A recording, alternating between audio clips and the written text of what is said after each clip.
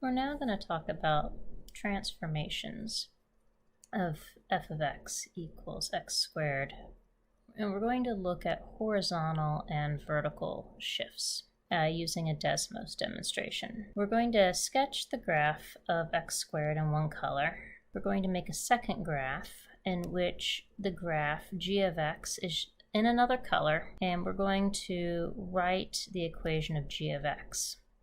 And then we're going to add another reflected and shifted graph in a third color. Open up Desmos. I have it open. I'll give you a second. Go ahead and pause the video. I made a graph. How I made these little shifter bars, which they're kind of nice if you want to see how things are changing. I'll show you. Just write the equation. F of x equals a parentheses x minus h squared plus k.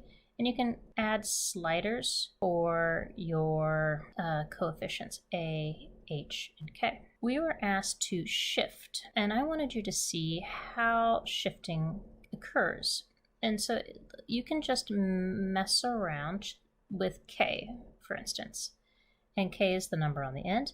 And if we increase k, you can see what's happening. Our graph is shifting up, and if we decrease the k, the graph is shifting down. So this equation right here that I have written is g of x equals, my a term is a 1 right now, and I have x minus my h term is currently a 1, and then I have my k term is -6. So that's the equation that I have made. And I can also, if I wanted, I could shift over to the left and to the right, you see that move in there, by adjusting the h value. Again, the k term takes things up and down, and then the h term is taking things left and right. And so this one is currently in vertex form. In the vertex of this one here, you can see right there, it is the point 1, -6. And you can see the 1 and the -6 in the equation. And they asked us to do one more thing. What was that? Add another reflected, shifted graph in a third color. And that one's supposed to be h of x. Not a problem. What we can do there is you can adjust the a term. And you can see as a gets larger, that graph that I'm adjusting is getting skinnier. As it's getting smaller, it's getting wider. Oh, so wide. There's 0, not very parabolic. But if it goes negative, it goes upside down. It becomes reflected. Larger A's, skinnier.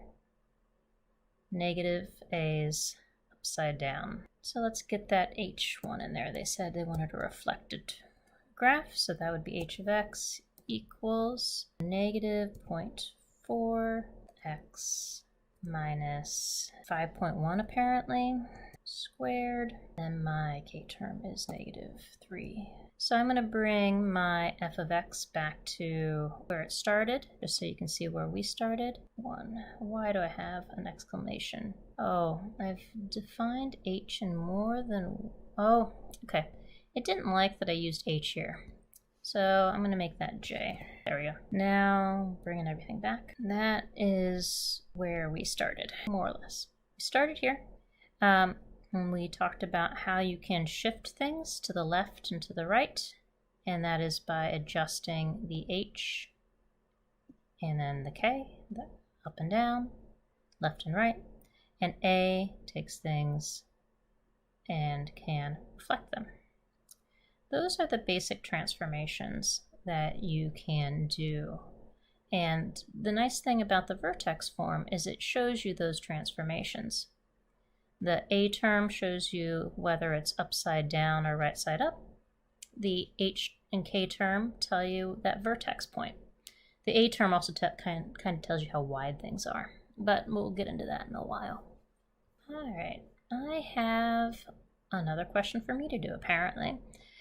So with this one, it's telling me that my vertical shifts are on the end of an x squared equation. Yeah, If it's negative, I'm going down. If it's positive, I'm going up. That's nice. My horizontal shifts, my left-right shifts, are a little trickier. If it's negative, I'm going to the right. A lot of folks get this one mixed up. And if it's positive, I'm going to the left. Identify the vertical and horizontal shift of g of x.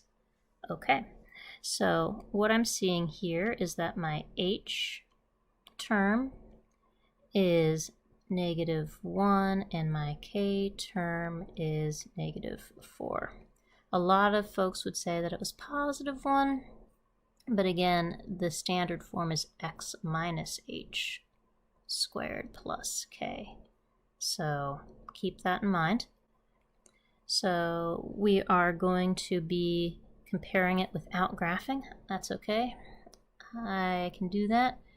I'm looking up here and it says that that would be a shift that is left 1 unit. And then the k is negative, so it would be shifted down 4 units. Fair enough.